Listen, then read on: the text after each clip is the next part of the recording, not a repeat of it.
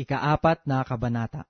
Ipalagay nga kami ng sino man na mga ministro ni Kristo at mga katiwala ng mga hiwaga ng Diyos.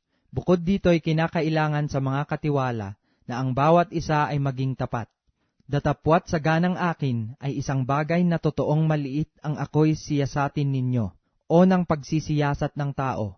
Oo, ako'y hindi nagsisiyasat sa aking sarili, sapagkat wala akong nalalamang anumang laban sa aking sarili. Bagaman hindi dahil dito'y inaaring ganap ako, sapagkat ang nagsisiyasat sa akin ay ang Panginoon. Kaya nga huwag muna kayong magsihatol ng anuman, hanggang sa dumating ang Panginoon, na siya ang maghahayag ng mga bagay na nalilihim sa kadiliman, at ipahahayag naman ang mga haka ng mga puso, at kung magkagayon ang bawat isa ay magkakaroon ng kapurihan sa Diyos.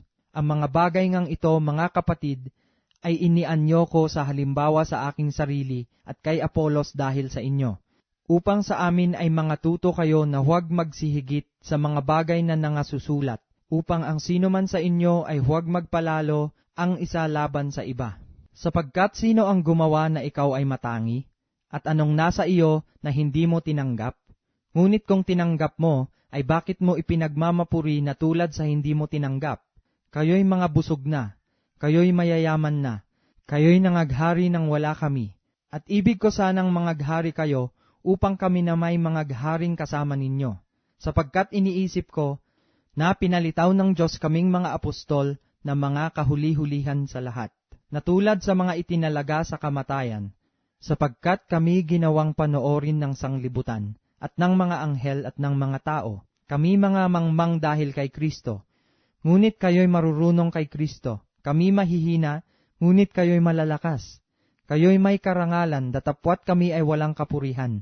Hanggang sa oras na ito'y nangagugutom kami, at nangauuhaw, at mga hubad, at mga tinampal, at wala kaming tiyak na tahanan, at kami nangagpapagal na nangagsisigawa ng aming sariling mga kamay. Bagamat inuupasala, ay kami nangagpapala. Bagamat mga pinag-uusig, ay nangagtitiis kami.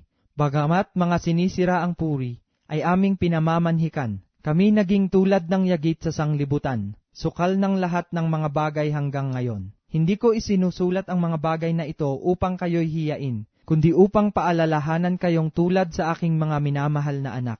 Sapagkat bagaman mangagkaroon kayo ng 10,000 mga guro kay Kristo, ay wala nga kayong maraming mga ama. Sapagkat kay Kristo Jesus ipinanganak ko kayo sa pamamagitan ng Ebanghelyo. Ipinamamanhik ko nga sa inyo, na kayo'y maging mga tagatulad sa akin. Dahil dito'y aking sinugo sa inyo si Timoteo, na aking minamahal at tapat na anak sa Panginoon, na siya ang sa inyo'y magpapaalaala ng aking mga daang nanga kay Kristo, gaya ng itinuturo ko saan mang dako sa bawat iglesia. Ang mga ibangay nangagpapalalo, na waring hindi na ako mapapariyan sa inyo, ngunit ako'y paririyan agad sa inyo, kung loloobin ng Panginoon, at aking aalamin, hindi ang salita ng nangagpapalalo, kundi ang kapangyarihan, sapagkat ang kaharian ng Diyos ay hindi sa salita, kundi sa kapangyarihan. Anong ibig ninyo? Paririyan baga ako sa inyo na may panghampas, o sa pag-ibig at sa espiritu ng kahinahunan?